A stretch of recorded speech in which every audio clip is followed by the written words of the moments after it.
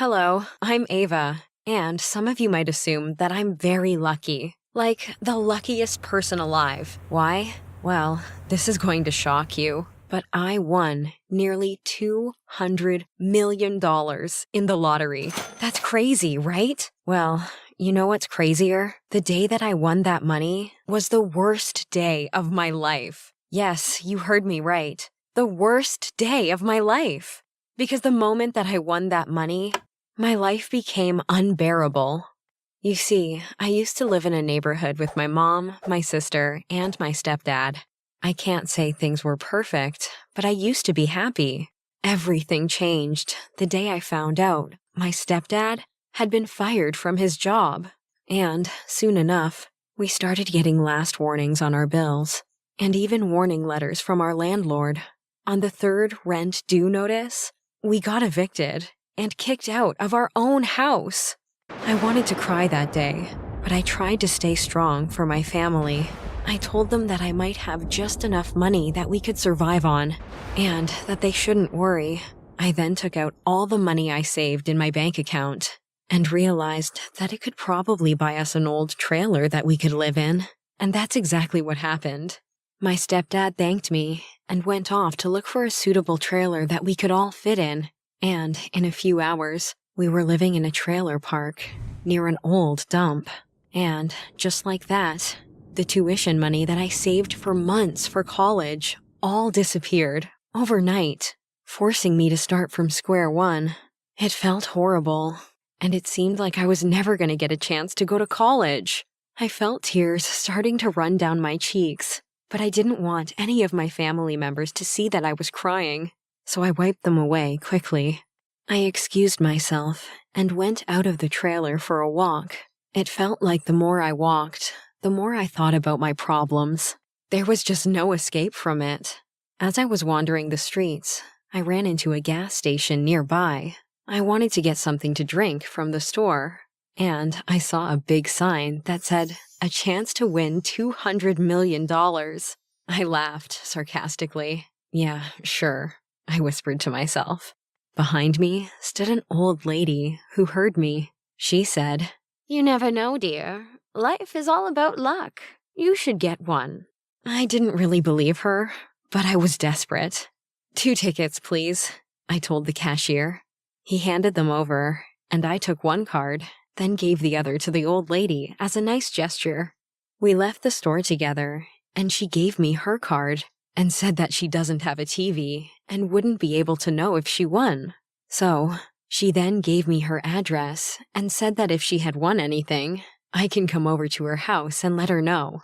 As I walked back home, my thoughts went back and forth in my head about what would happen if I actually won any type of money. It was a little fantasy, something to think about, just to ease my mind away from my troubles.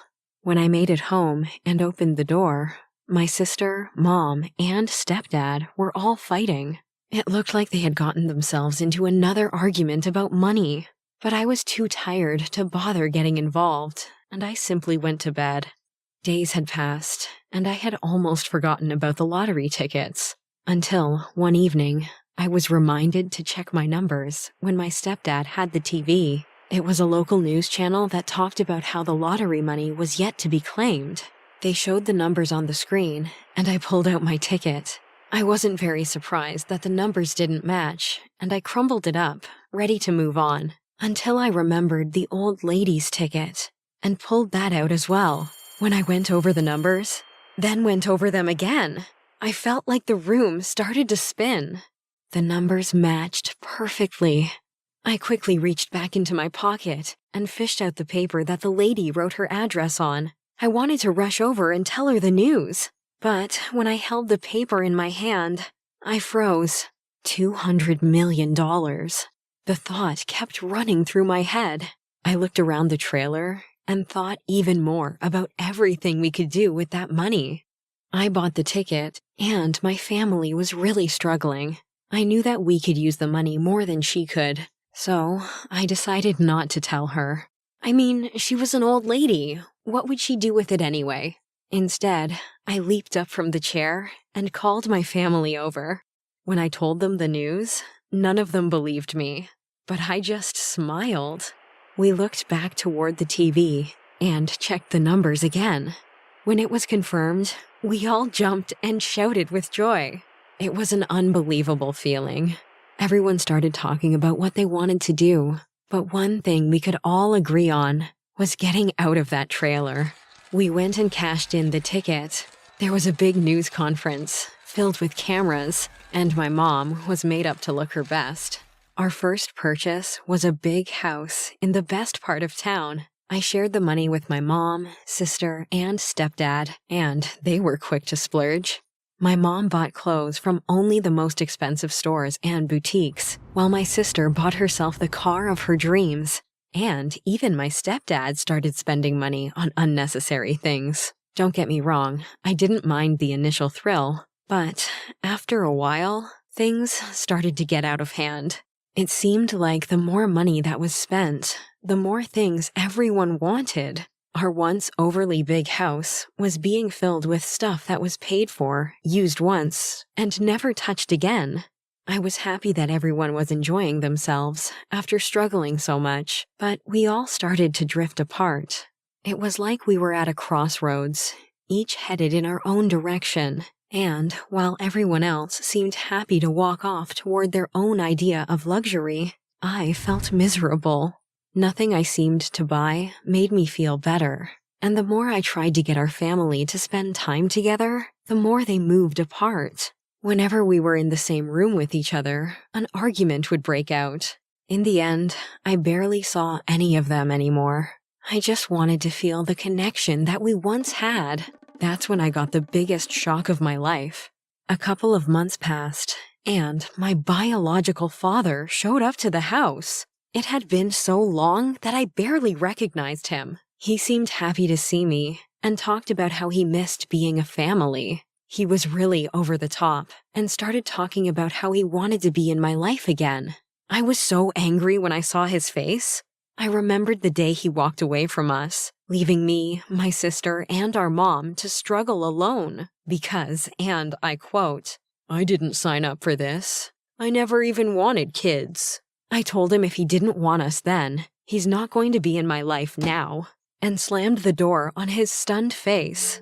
For the rest of the day, I felt an emptiness fill me. It wasn't just from seeing my biological father, but from the money and what it turned everybody into. A once close family wasn't even talking to each other anymore. My sister and I were best friends, but now I only see her when she comes by to pick up her stuff or ask for more money. My stepdad isn't the same hard worker that he used to be either. Now he spends his time wasting away on the couch, isolating himself from everything but the television.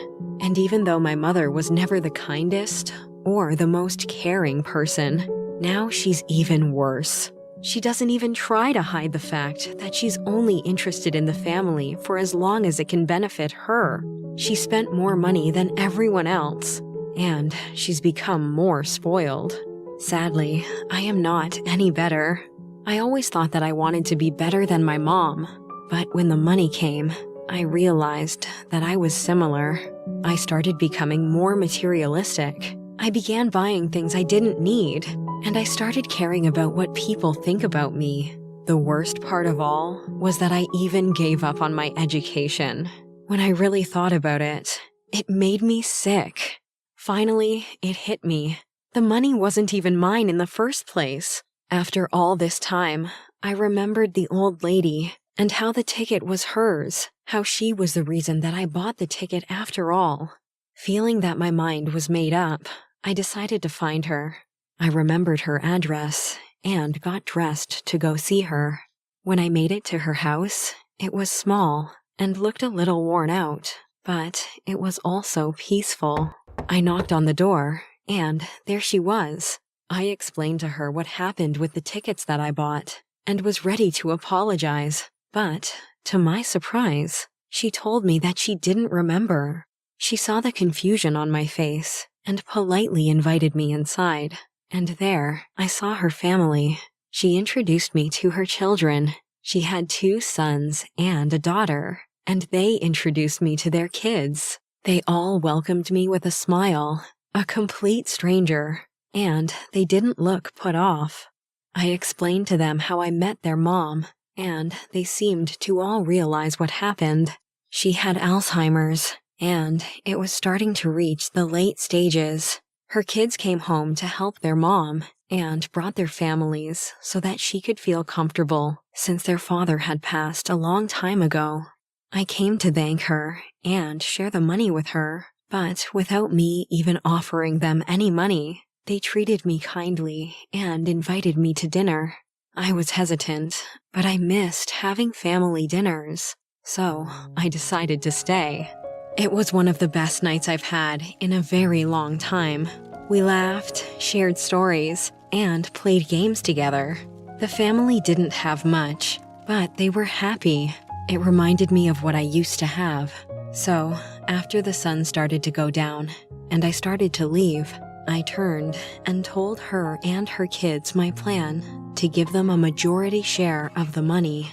I wrote each one of them a check and handed them out. They were shocked, then overjoyed. They all laughed and smiled. I thanked the lady one more time and walked away. On my way home, I called up my family and told them to meet me. By the time I arrived, they were there. I walked in and saw them arguing again. At that point, I didn't want to waste any more time. I calmed them down and jumped straight into what I did.